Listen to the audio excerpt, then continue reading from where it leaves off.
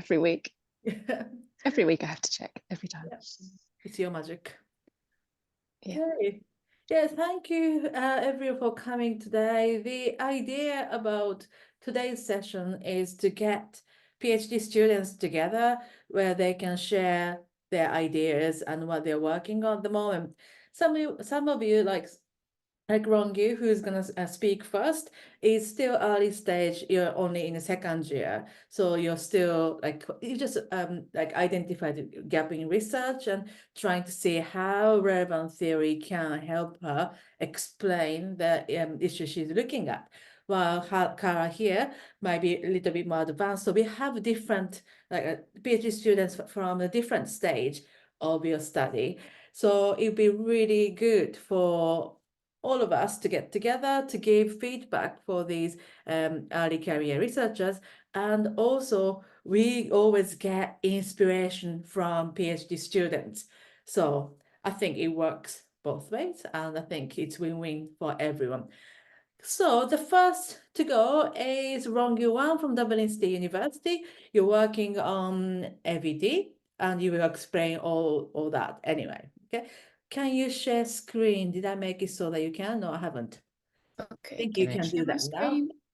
Okay. So the format is speakers will speak about 10 minutes about their research. And then we have 5 minutes for question and answer session. And then after that, after 3 speakers finish talking, we can then come back all together as a general discussion. Okay. So the first is Rongyu. Are you ready? Yeah. Can you share my screen? Yeah, you can. And we can see. I see my screen right now. We can, but we can also see the left pane where we can see the. How do I explain that? Yeah, it's not the speaker or presenter screen. If you, it's not the full screen. This. We can see your notes. Okay. How can I? If you go back to the screen you were on a second ago. Oh, just a second. I just had an email from the other speaker as well. She's just having a technical issue and will join us very shortly. Okay, I got that.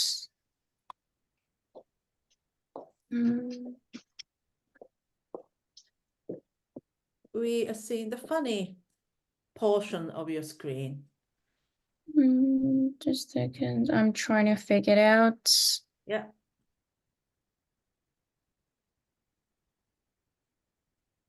Aha, Marianna has joined us now. That's great.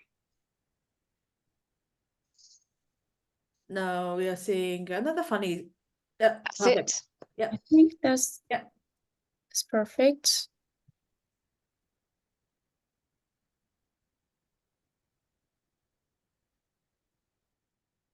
Yep. Perfect. Okay. Okay, so a moment, can you see my screen right now? Yeah. Okay, so my name is Rongyu. I'm from Dublin City University, and huge thanks to the organizers, my supervisors, Dr. Vraka and Dr. Kate. Okay, so today I'll be presenting my research. The topic is a relevance theoretic approach in multimodal translation, subtitling humor for the deaf and hard of hearing. So my research discipline is translation studies, and specifically is audiovisual translation. Actually, audiovisual translation is very common in our daily lives, like in feature films, television programs, or musicals, video games, etc. And at the moment, AVT scholars commonly agree that AVT models can be divided into main groups. The first is revoicing, includes dubbing, voiceover, narration, and so on. And second group is subtitling, which includes live subtitling, surf subtitling, and subtitling for deaf and hard of hearing. So today, my discussion focus will be subtitling for the deaf and hard of hearing. So subtitling for deaf and hard of hearing is also known as closed captioning. It's a practice that consists of presenting on screen a written text, accounting for two elements. The first is spoken dialogues, or refers to verbal audio information. And the second is various nonverbal sounds like music, special sound effects, etc., contained in the soundtrack. So all of this is to make audio information accessible to audience with hearing impairments. So to make it clear, I will provide some examples to show how can we visually present sounds.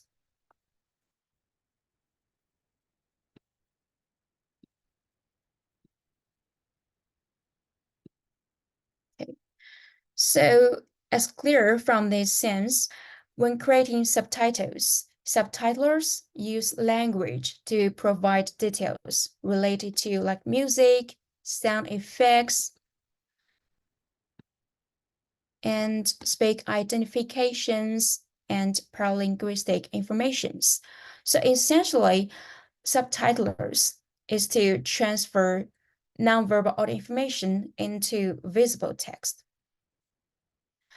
So after a brief introduction of SDH, I will show you my research focus is on the role of nonverbal audio information and humor. Just thinking about some examples that the characters imitating some specific accent or unexpected laughter, exaggerate noise, or some ironic intonations. All of these elements conveyed through nonverbal audio information that is contribute to comedic impact. What? So, but in practice, when creating subtitles for the deaf and hard of hearing, we often face challenges like every sound cannot be subtitled. As a scholar said, there are some reasons like limited space and time on screen, or sounds cannot text cannot sound like sounds occur simultaneous on the screen, or the risk of distractions and misunderstanding for the target audience, or increased cognitive load to target audience. So in light of this, my research questions will be two. The first is to which nonverbal audio information should be subtitled, and how can we effectively subtitle it? So next, let's take a look at the first question. Which nonverbal audio information should be subtitled? According to a scholar, Buckets, the subtitler should consider relevance as a filter during the subtitling process, ensuring that any omitted content is irrelevant and does not influence the audience appreciation of the final audiovisual product. Here, I need to point out relevance is a core concept in relevance theory, emphasized to give priority information that really matters in the context and is crucial for the audience to understand. So after identifying nonverbal audio information, we only subtitled what's relevant and leaving out the rest that is irrelevant. Okay, so besides in relevance theory, relevance is variable, as seen in this formula. If contextual efforts or cognitive efforts is significant, and processing effort is lower, that high relevance can be achieved. Thus, the maximum relevance will be achieved by low processing effort and high cognitive efforts. So to apply this idea in my research, let's look at an example from the comedy films, Zootopia. So in this scene, the sloth, his name is Flash, is laughs extremely slowly after hearing a joke. If both slow laughter and ambient noise occur in this scene, in your opinion, which subtitle do you think would be more suitable? Is A, laughing slowly, B, ambient noise, or C, laughing slowly and ambient noise? So if you are interested, you can share your opinion about this question.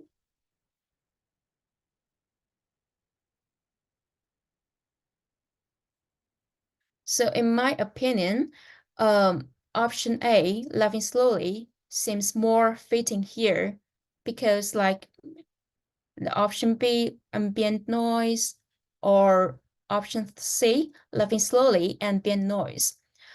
The B is not related to the humor in this scene, and C may be relevant to C, but it adds some irrelevant information, thus increase audience processing effort.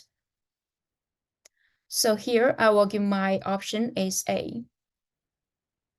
Okay, so let's move on to the second questions. How to subtitle it? That's how to describe those nonverbal audio information. According to the scholar Buckets, an extremely condensed subtitle like music or musical note, it may fail to convey information and achieve optimal relevance.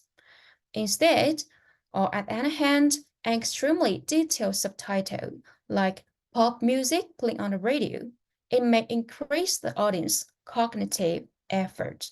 So how should we strike a balance?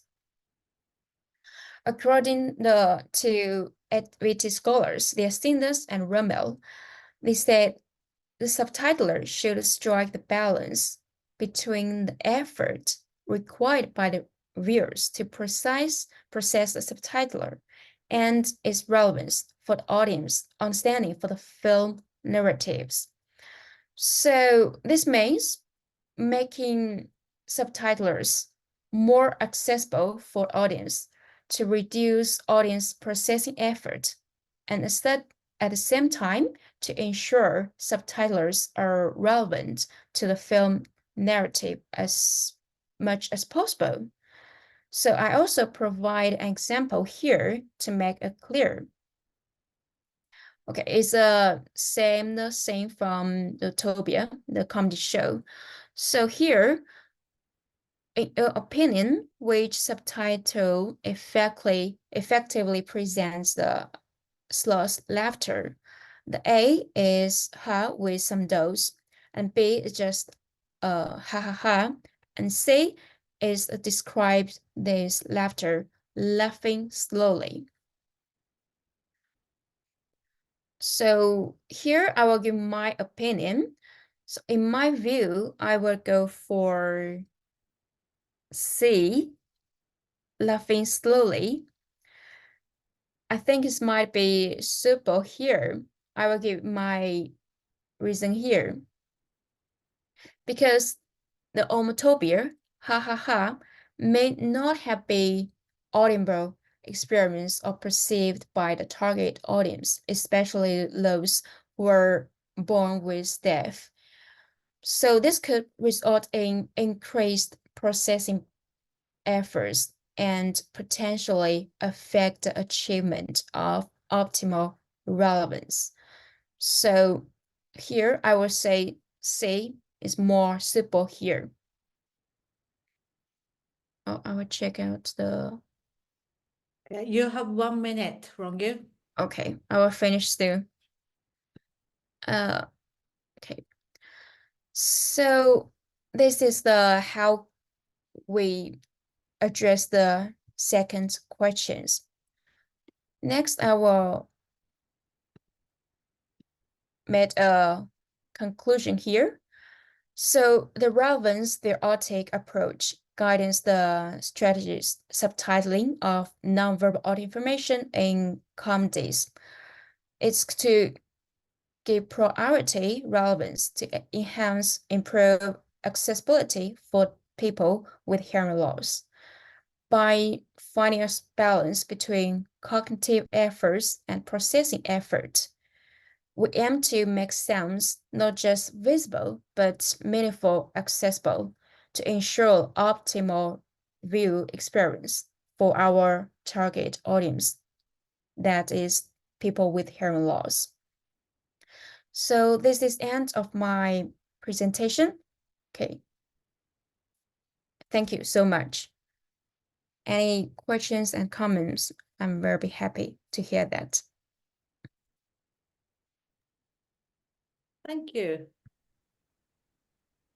So while people are putting their questions together, so my question is, so you're interested in how to choose what to subtitle for deaf and hard of hearing audience and how effectively that can be done, right? And you try to explain that in terms of cause and effect.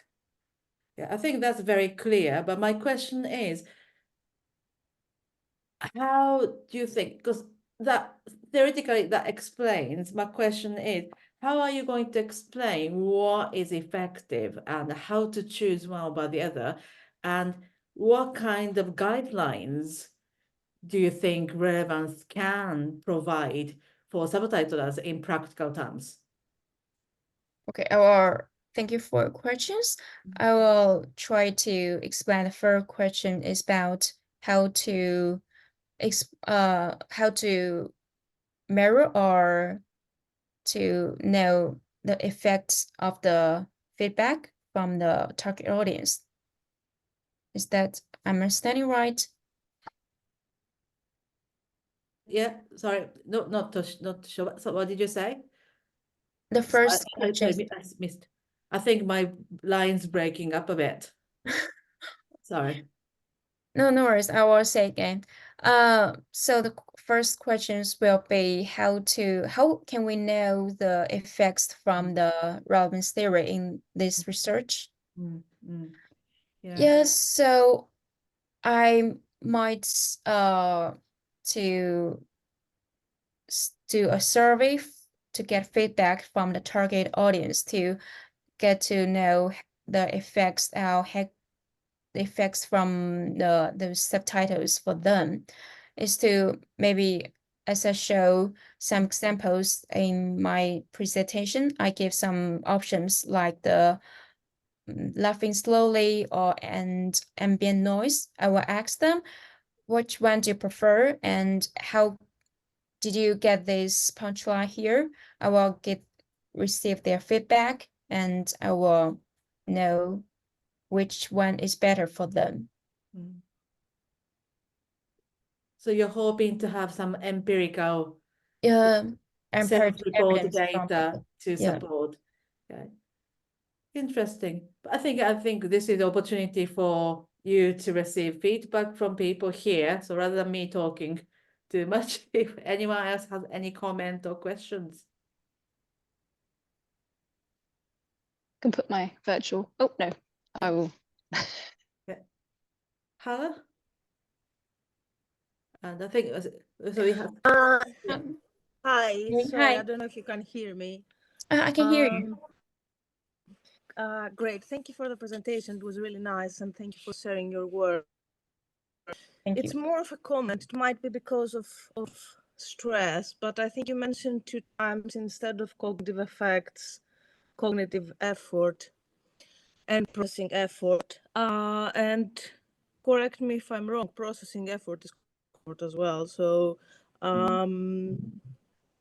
yeah, just wanted to give a tiny comment on making sure that you make a clear distinction of process effort and cognitive effects. So yeah. Okay, I will make a distinction between cognitive effects and processing effort. Right. And I think Tim's hands up. Yes, thank you. Can you hear me? Here, yeah, I can hear you. Thank you, Rongyu. That was really interesting. And I always enjoy, as people will know, these kind of other applications that people find of relevance theory. And I think that's this sounds like a really good one. I was slightly worried when you started because you said something about sifting out what was relevant and what wasn't relevant from whatever the stimulus was. And I was concerned about that because, of course, when we provide an ostensive stimulus to an audience, it's the whole thing that's relevant. Whether it's our words or our facial expression. I mean, it's not just the words that are relevant, as it were. But then I think you allayed that fear.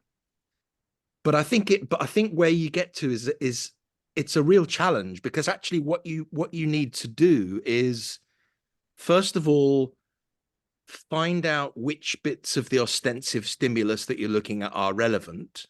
So that's the first thing.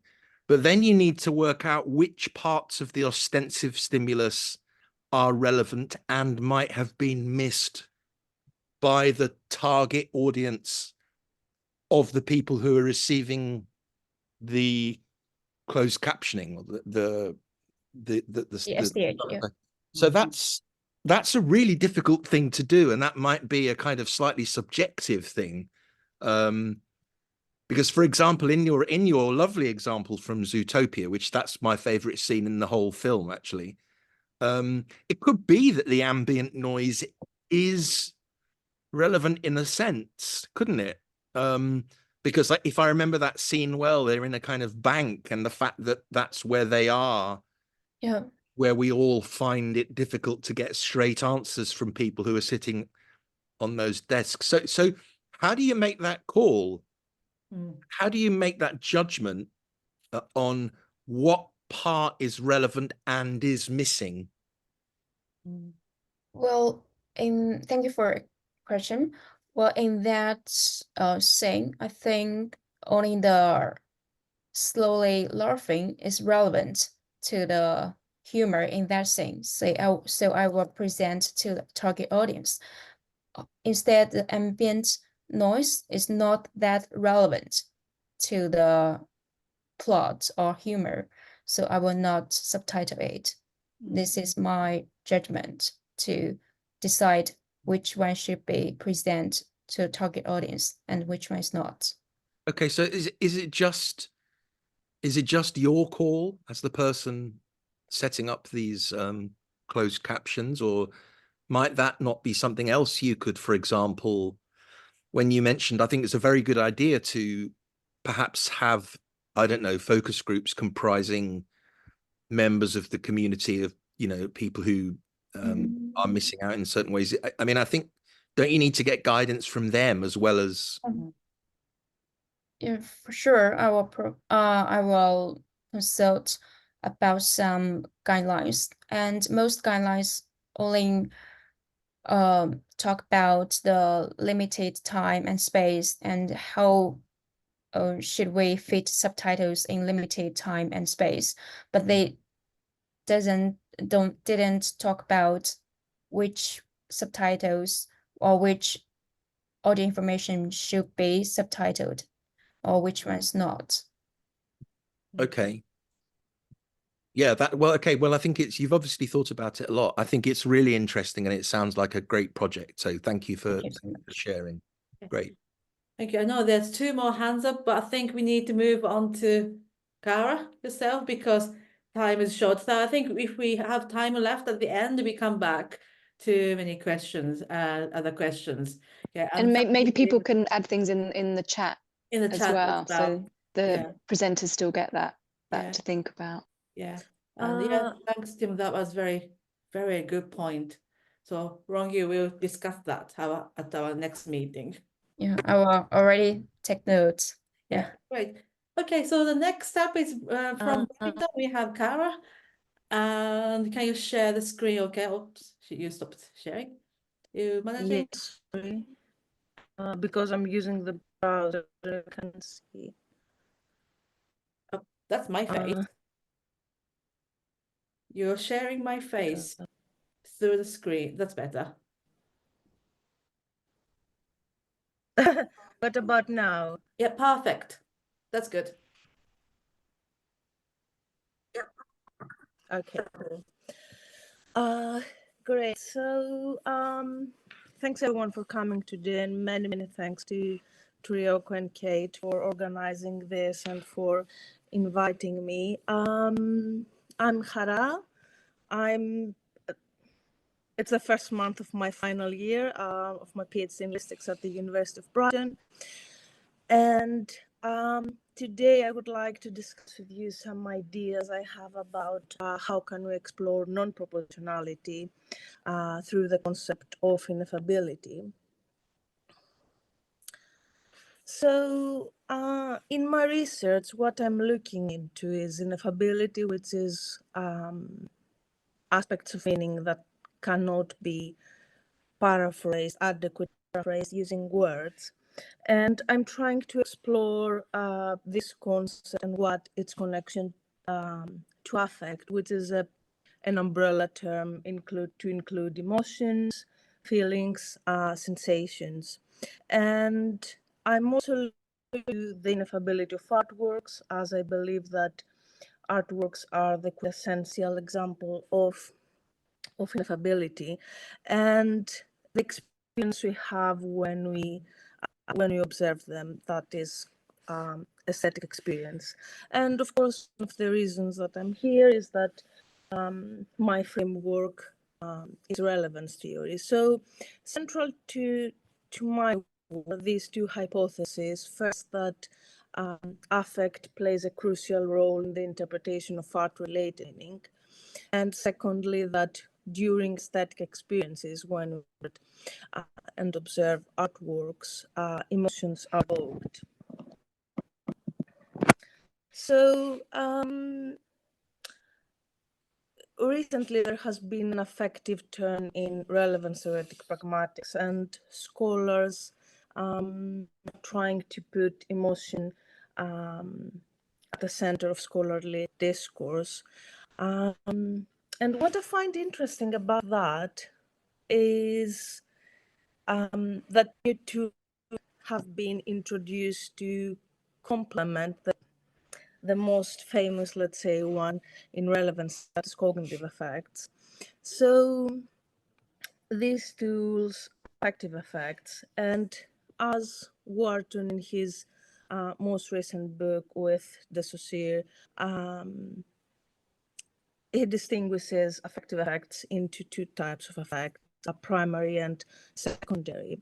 So primary affective effects are precursors of inference, and they can be further divided into anticipatory and transfer. So anticipatory effects set into motion cognitive processes, whereas transfer effects are when we communicate our affect states towards one another. As for secondary affective effects, they are an extra product of communication, so they occur after cognitive effects. Sorry. So a question that it's really interesting to think about is how far can pragmatics go? And if I've learned anything the past few years in academia, that is that pragmatics and beyond go very well together, actually. And whenever I think of relevance theory, I see a theory that can adapt and artifacts affect the way we feel and think. So there is something there that it seems it's worth looking into. Another thing I'd like to mention, an idea I had, and I believe it showcases exactly how pragmatics can go, is the idea of viewing translation in a more loose sense, in a more broad way, and instead of looking at translation as meaning being translated from one language to another, what if we see it as one meaning being translated from one form to another one? For example, we have marbles being carved into sculptures and they are translated into ideas and feelings, brushstrokes to painting and thoughts. They are translated in thoughts and emotions. So speaking of translation, here I have an excerpt from a poem by Keats, which he wrote when he viewed the Parthenon sculptures, which are a set of ancient Greek sculptures originally from the Parthenon in Greece. A number of them are at the British Museum. So in this excerpt, Keats is mentioning that what brings around his heart is an undescribable feud. He cannot put into words what he is experiencing. And, pardon me, and in fact, this sonnet, Keats, is an example of an acrostic poem. So acrostic poetry is a specific type of poetry that is when an artwork triggers or becomes the main topic and theme of a poem. The artwork can be fictional or it can be in real world. So what we have here is that the ineffability of an artwork, in that case, the ineffability of the Parthenon sculptures, it's an aesthetic experience. And this experience is communicated further through a sonnet, as in the example. So we have the ineffability of an acrostic poem. Ineffability is at the very, very center, bringing together two forms of art. And the last thing I'd like to mention is that having said about translation, using it in an unorthodox way, sort of speak, and reviewing a number of studies on aesthetics, which is a discipline that views and explores aesthetic experience from a neuroscientific point of view. I had funny just a couple of months before my final year to design a pilot study. In which I conducted semi-structured interviews. I had 10 interviews during which I showed my participants 5 paintings of different artistic movements, 5 images of sculptures from different cultures, and 2 haiku poems. And to further test my hypothesis, I asked them to perform an aesthetic judgment task, that is, if they find it beautiful or not, and what makes it beautiful for them, what's their aesthetic references, an active responses task, so if any emotions were evoked, and lastly, a selection task to select which the stimuli they were presented they preferred most. As for the haiku, I know I mentioned the classic poems, but because the interviews were long and haiku poems are very short and very, very dense in terms of meaning, that's why I chose them. And lastly, the last part had open-ended questions on aesthetics. So that gave me the opportunity to explore more the role of emotions in their interpretation in aesthetic experience might have, and what, if any, emotions were evoked and how the participants would explain them further. So yeah, I'm at the stage of analyzing my data. They seem very promising, hopefully. So yeah, that was it. I'm on time. Thank you so much. And here's my bibliography.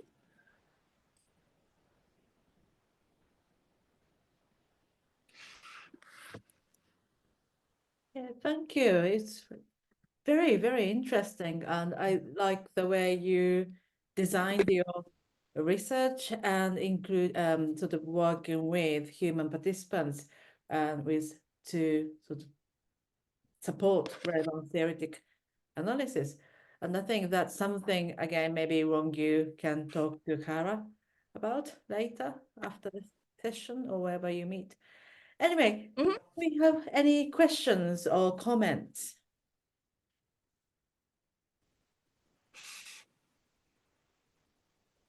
Agnieszka? Thank you so much, Chara. That's very interesting.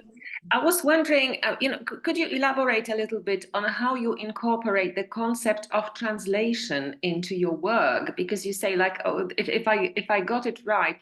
So the very act of communication via art is also a kind of translation for you. Okay, so could you please elaborate on that? Thanks. Great, thank you so much, Agnieszka, for the question. Brought together the concept of ekphrasis, translation, and affective effects. So I didn't use translation as we normally do, so in a way that so I have a chapter devoted on that, where I explain what ekphrasis is and how through ekphrasis we have a translation of the ineffable, of the ineffability of artworks. I use the case of the Parthenon sculptures, not because there are many ekphrastic poems about it, and that is further translated into affective effect. So I have different scenarios because I incorporate also the role of context. Because depending on the context, you have a different experience. So the translation might be good or bad or better, let's say. So I don't know if I answer your question, but I didn't use the translation, in translating one language from another, but in a way we translate the artwork, the ineffability that resides in the artwork as a vessel of ineffability to emotions, basically. So yeah. Yeah, thanks a lot. I'm very happy with your answer. Thanks. Thank you. Any other question or comments? Tim? Hi. Yeah, I think Chara's probably terrified now because I said I wasn't going to ask questions. But I've got to ask a question, and it's I mean, I think it's a question that everybody probably asks, and it's just something to think about, really, because we read a paper in our reading group earlier today where Deirdre outlines some of the criticisms of pragmatics as a discipline, really, as being a theory of everything. Chomsky sort of famously says that you can't really say anything about this. And so this isn't the question, and I'm not going to put you on the spot, but I think it's something we need to think about, and probably perhaps something that other people have been thinking about, is that in broadening out relevance theory, in this way, we're sort of, making it even more a theory of everything. I mean, Deirdre and Dan have been very careful to restrict relevance theory to ostensive stimuli. And of course, now there's a very, I don't know whether artworks are ostensive stimuli or not. I mean, I'm agnostic on that. I don't even know whether artworks communicate in any meaningful sense. So I'm not going to ask you that question, but I think that is a question that you need to have an answer to. Is it not taking it too far? Well, I think it's a very good question and kind of frames everything, really. But I think for some reason, artworks and artifacts makes us think and makes us feel. So they communicate something. That's something I believe is ineffable. So I think that's worth looking into it. I don't know if I get what you said, but and I think an art becomes ostensive when it's curated in a way. But is it the curator? Like if you go to, sorry? So is it the curator who's communicating or the artist? No, but I think maybe influence. Yeah. The communicative act.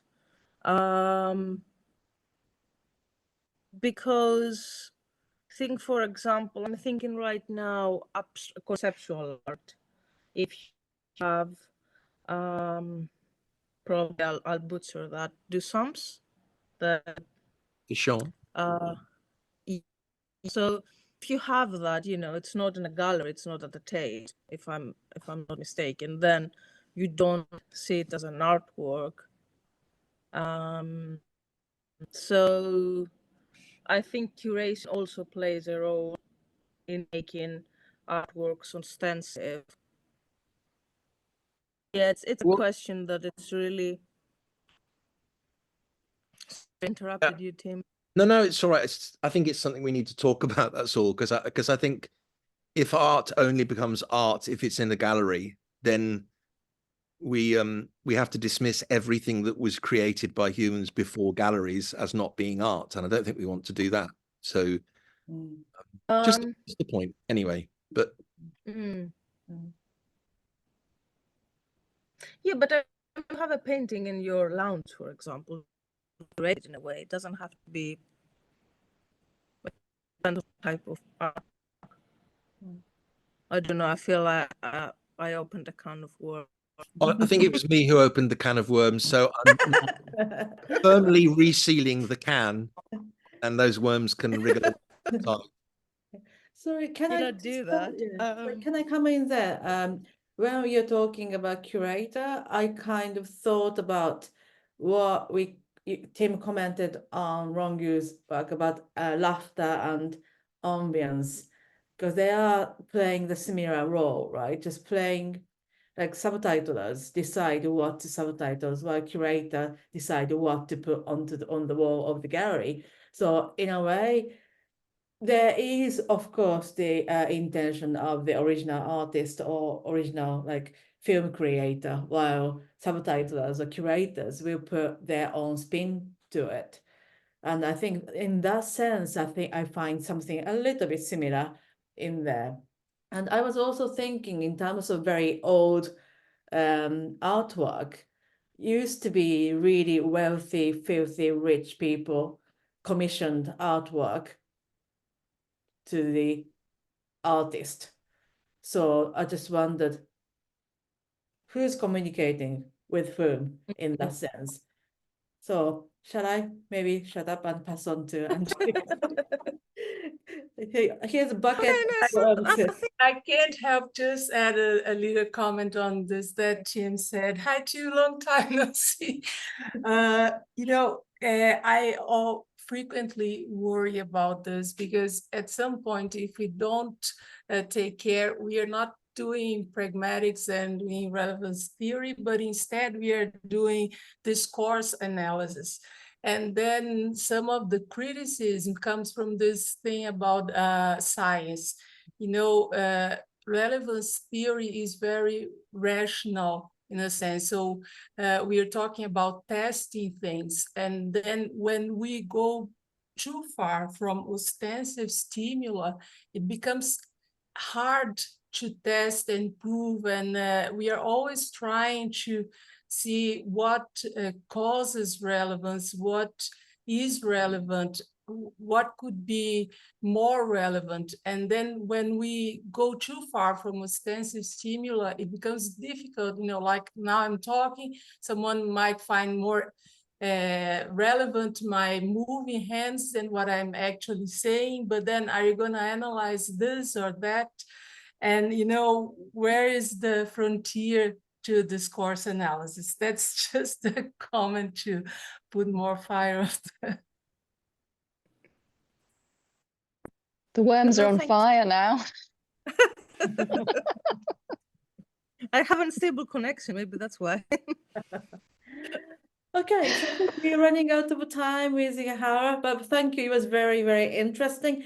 Now we have Marianna from NKUA to share her research with us. Hi, everyone. I'm trying to share my screen. Can you see it? Yeah. Perfect. All right. So hello, everyone again. My name is Marianna. I come from Greece, and I'm a PhD student in the National Kapodistrian University of Athens. My research topic is RNA comprehension in typically developed adults, and more particularly the impact of linguistic and affective factors. So a little bit of background. Previous research on RNA comprehension has mainly treated it as a unified phenomenon, with its different linguistic instantiations being neglected. Also, the communicative goals of RNA have been extensively investigated. However, they do not quite fit in the existing theoretical accounts of RNA interpretation. And finally, research on how RNA influences the emotional impact of an utterance has led to inconclusive results regarding whether RNA has an enhancing or a mitigating effect. So my research questions can be described as follows. Are different linguistic expressions of verbal RNA equally difficult to interpret compared to their literal counterparts? If not, what linguistic factors make RNA harder to understand and what factors facilitate its interpretation? Does RNA trigger emotional responses while conveying speaker's attitude? And if so, does RNA strengthen or weaken emotional responses elicited compared to its literal counterparts? Two separate experiments in the form of questionnaires with rating and judgment tasks will be developed in order for these questions to be answered. And starting with my first experiment, current theoretical accounts of verbal RNA, such as the relevant theoretic account, the echoic account, and pretense theory, treat verbal RNA as mainly a dissociative attitude that is addressed towards a thought or a speech act. In other words, RNA is a thought about another thought, which renders it highly meta-representational and as a result, difficult to interpret by typically developed young children and atypically developed adults. That is a given and has been empirically tested many, many times. However, evidence from everyday conversations has shown that even typically developed adults, in typically developed adults, RNA is sometimes misinterpreted or not quite picked up. So the questions I want to answer in my first experiments are, is it RNA itself that makes the interpretation difficult or the context in which it is used? Would literal counterparts be interpreted more easily in the same context? And if so, what linguistic factors make RNA harder to understand and what factors may facilitate its interpretation? In other words, I want to examine different expressions of RNA compared to their literal equivalents to see whether, apart from the meta-representational load, linguistic differences also affect the interpretation process. My participants are going to be divided into two groups. The first group is going to include Greek-speaking undergraduate students from my university here in Athens, and the second one is going to have English-speaking undergraduate students from the University of Brighton, both of which will be controlled for their age, and an equal number of male and female students is going to be included as far as this is possible. And as for my materials, the ironical examples will be collected from contemporary Greek and English dramatic literature, and I will be creating literal counterparts of them. To ensure equal variation in emotional polarity, half of my examples are going to be critical and the other half are going to be praising, and a short preceding extract will function to set the context. My ironical materials will include assertions, questions, imperatives, single clauses like those above, or embedded clauses like this one. I love people who know how to drive, said ironically. Ironical metaphors, ironical hyperboles, and ironical similes. My procedure is going to be as follows. Below each target sentence, there will be a rating and a judgment task. Starting with the rating task, participants will rate on a scale from 1 to 3 how well they understand the meaning of a sentence under discussion, as shown in figure 1. And this first task will be used as a means to avoid non-valid answers. As for the judgment task, participants will be asked to decide whether the speaker of the utterance is being sincere or not by clicking on a yes or a no button as shown in figure 2. And finally, at the end of the study, participants will be given a questionnaire with comprehension questions regarding the passages they read to see if they were actually paying attention. As for my data analysis for my first experiment, I'm going to use a quantitative approach in which the reaction times and mouse movements towards the target buttons will be correlated with difficulty levels. And more particularly, shorter RTs and more direct mouse movements will be indicative of less processing load, while longer RTs and more indecisive mouse movement will be indicative of additional processing effort. And I move on to my second experiment, a little bit of background. Previous research on the emotional impact of irony has led to inconclusive results regarding whether irony enhances or mitigates the emotional impact of a proposition. And so far, there have been 3 main hypotheses on the subject. According to the first hypothesis, irony is seen as an inherently mitigating force. According to the second, irony is inherently enhancing. And there has been a third hypothesis according to which irony is a vehicle to achieve either effect, depending on the speaker's underlying intentions, feelings, and communicative goals, also known as affective attitude. A little bit about these 3 hypotheses. The first one was introduced by Dusen-Wiener, who had participants rate ironical and literal comments according to how critical or praising the speaker appeared to be. And the results showed that irony weakens the attitudinal force of a statement. That is, criticism becomes less negative and praise becomes less positive. And in light of these results, they proposed the Tinch hypothesis, according to which the meaning of an ironical statement is inevitably influenced by the literal meaning of the words used. For example, nice shot, said ironically, is less critical than its literal equivalent, terrible shot, due to it being colored by the positivity of the literal meaning. Thompson et al. Came to the same conclusions in their study using psychophysiological measures. However, a number of different researchers, like those shown in this slide, came to quite opposing results in their studies. Namely, irony was perceived as enhancing expressions of criticism, rudeness, insult, hostility, contempt, and condemnation. And interestingly enough, this enhancing effect was also found in cases where irony was used for praising by Philip Hunter and Luthold. Finally, as far as the third hypothesis is concerned, that was introduced by Hughes, who argues that for irony to be fully interpreted, not only do hearers have to recognize the propositional dissociative attitude that is held towards the thought.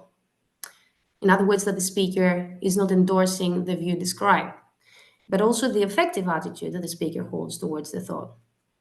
Meaning that the underlying non-propositional attitude that an ironical speaker has towards the matter under discussion and the way they manifest this attitude to their interlocutor influences the interpretation of the ironical utterance, rendering it highly offensive, mildly critical, or even humorous.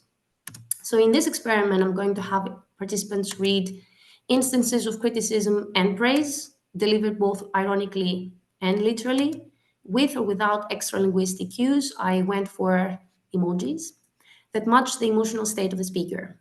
And this will allow me to examine whether irony has a stronger or weaker impact than a literal equivalent, as well as whether the effect differs according to the emotional polarity. My expectations can be described as follows. If the tinge hypothesis is correct, I'm expecting to find a mitigated emotional response across all cases. And on the other hand, if irony is inherently enhancing, I'm expecting to find an intensified emotional response across all cases. However, if irony is merely a vehicle to achieve either effects, I expect to find two different responses. A mitigation effect when the extralinguistic cues point towards a humorous intention, an enhancing effect when the extralinguistic cues point towards a scornful and insulting intention. The same groups for my experiment 1 are going to be used as participants. Again, ironical examples will be collected from contemporary Greek and English dramatic literature, and I will be creating literal counterparts. Half of the examples are going to be critical and half praising, and each example will end either with a punctuation mark, an emoji of positive valence, or an emoji of negative valence. And again, a short preceding extract with function to set the context. This time, below each target sentence, there will be 2 rating tasks. The first one will be identical with that of experiment 1, and it will be used as a means to avoid non-valid answers. And in the second, participants will rate how critical or praising the speaker appears to be on a scale from 1 to 5, as illustrated in figure 3. And finally, I will use a quantitative approach again. The mean values of the participants' ratings will be indicative to whether irony has a mitigation emotional impact, an enhancing emotional impact, or it can go both depending on the speaker's affective attitudes. That will be it. Thank you all for your attention.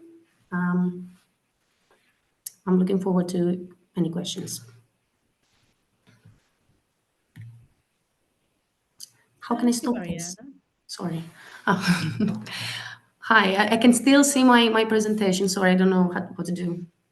Oh, excellent. Really interesting.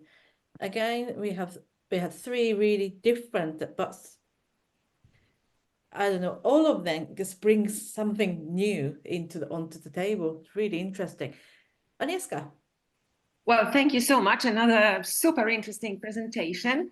I'm not sure if I understood correctly, but I think some of your examples, you said they are like negative or negative judgment irony, and some of them are like positive, literal positive, but actually negative.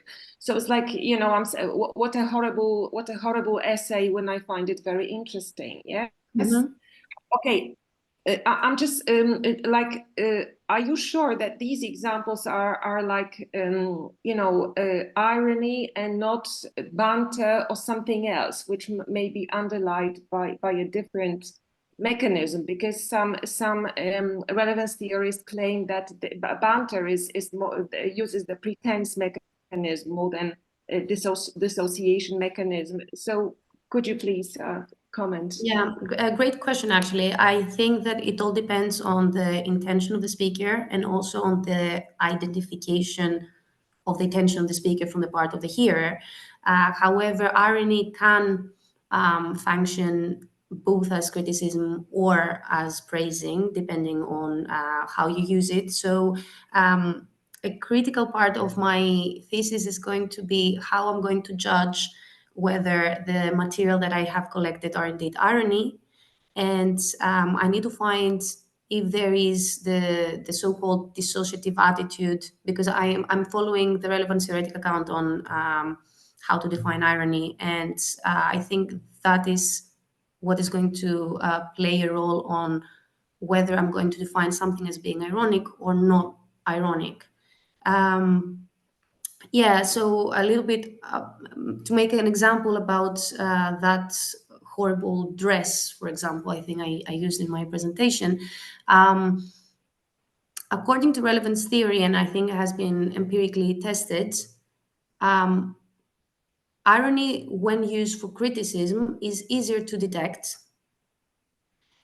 because people are by default thinking that they're going to receive compliments or that the word is expected to be in a specific way. And when those expectations are not fulfilled, you are ready to make an ironical remark on that.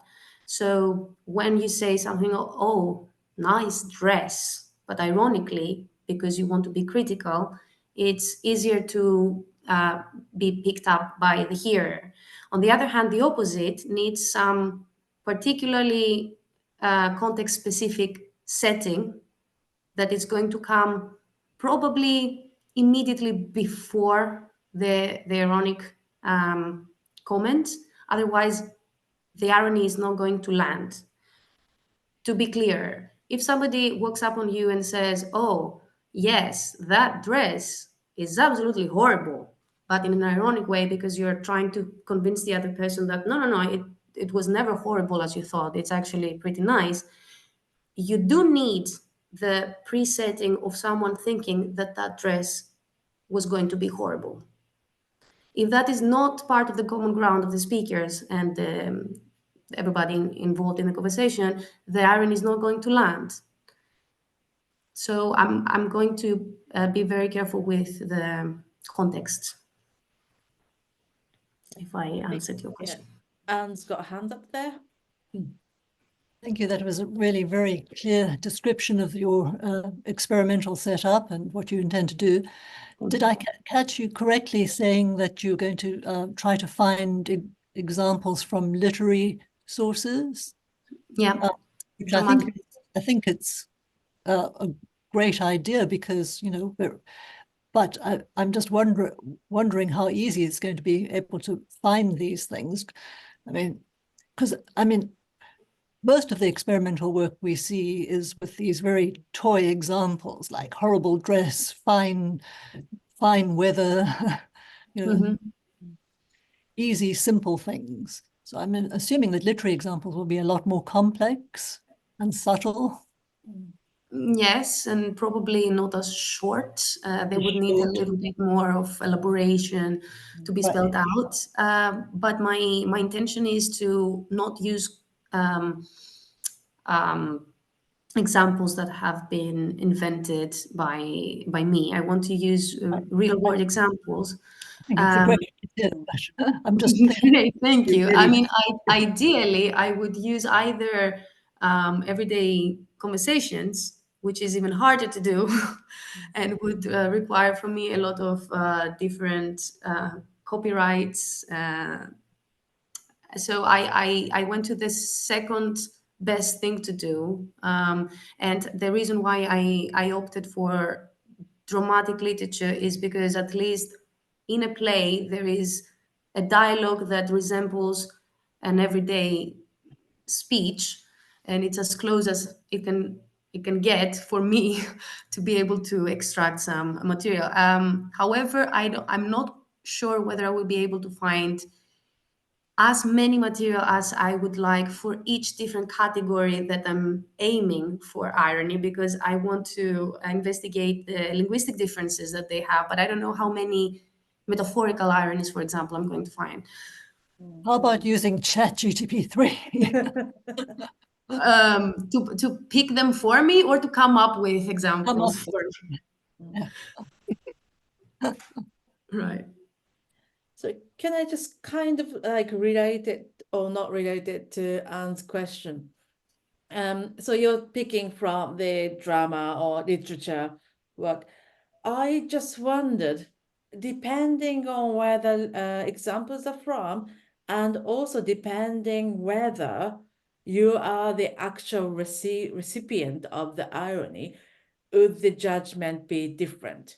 So if someone actually said to me, oh, lovely, here you have Ryoko in a very ironic tone, I might get offended more than someone saying to say, Kate, lovely hair you have there in an ironic tone, because someone just offended my hair, not Kate's. Just wondered if there's any emotional investment or, might come into play. Sorry, do you mean the proximity between the speaker and the receiver, and in a more socio-linguistic background? No. Whether you are the one where the irony is being targeted.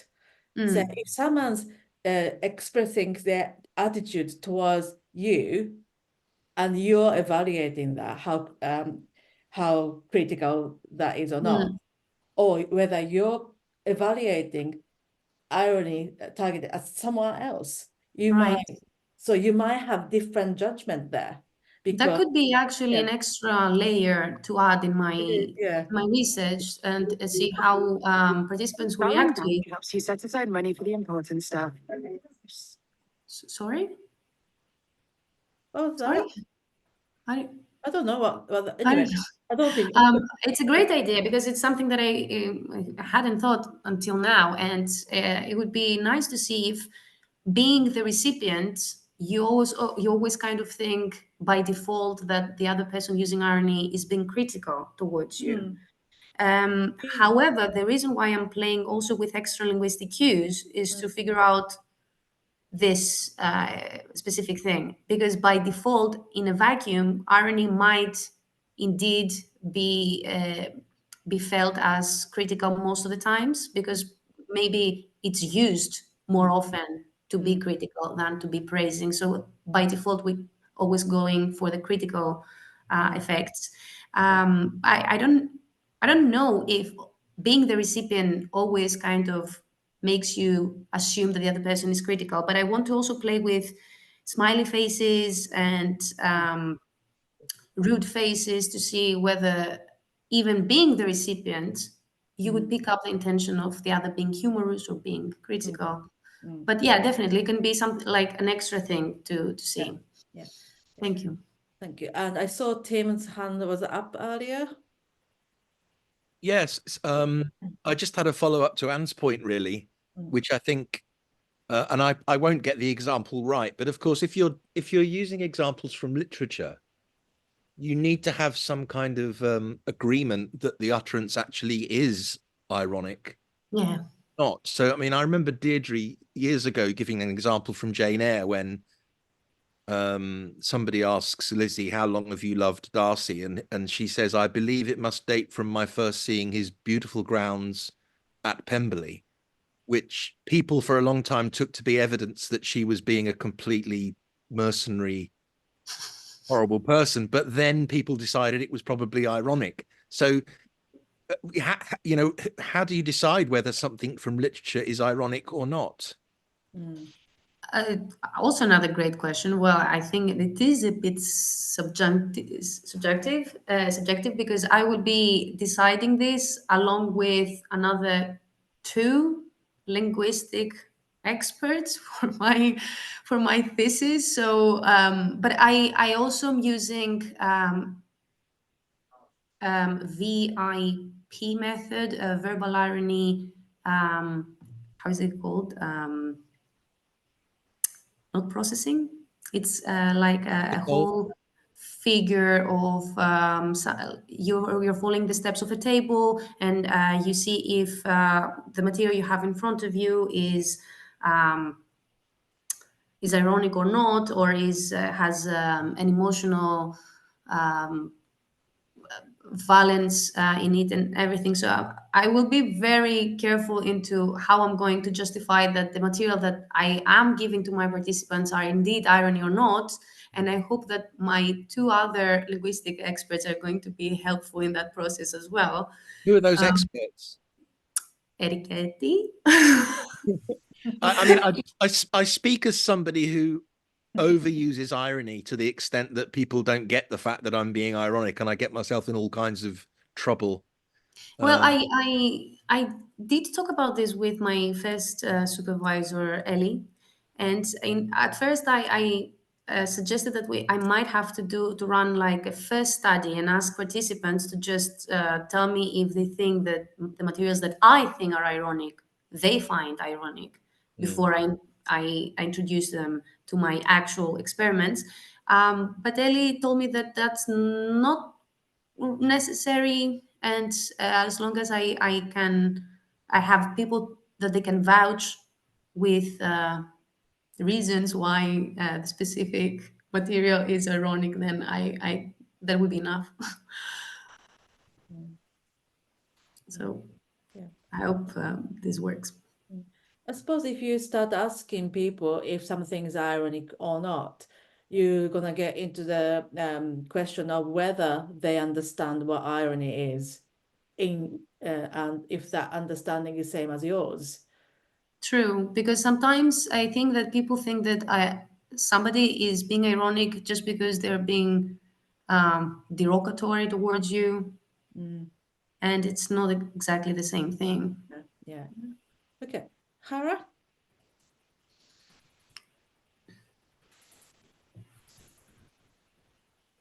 Sorry, I can't hear you, Chara. Chara, I think you're not muted actually, but we can't hear you. Do you want to try and turn off the camera and maybe, I don't know. Thank you, team. But now, Bye. is now okay? Yeah, perfect. Okay, cool. It was more the example you mentioned from Pride and Prejudice. You don't know this utterances, I realize you know the context. So I guess one way to check if it's irony, it's context as well. True. Yeah, no, I just want to put that in. No, I agree. But also, my initial thought of asking others, like many people and probably native speakers, to tell me whether they also think that this is irony or not, runs the risk of what Ryoko said, because not everybody knows what irony is, at least inside the theoretical account, following a theoretical account. So if I ask native speakers and absolutely anyone, I don't think I will be able to find agreement on the materials. That's why I will be using linguistic experts, or so they are called. But yeah, of course, I will include context, and also I need to find materials that are relatively recent, that is closer to our era and the way we behave and talk, and the place that we read up to today. Okay, thank you. So actually we went over time today, but thank you very much. Congratulations to three speakers today.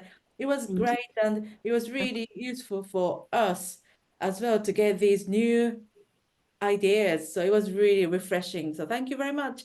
And we will do similar in May. But before that, March, we have Hyun Park from Westminster, Northumbria, presenting on her listening. I think, not too sure. Yeah, we still haven't got a title, but we have quite sort of early career researchers series this time, because it's good for us to just carry on supporting these younger scholars. But anyway, thanks again for everyone for coming today and for your comments and questions. And best of luck for all three of you for your research, and looking forward to hearing more about your work soon. Thank you.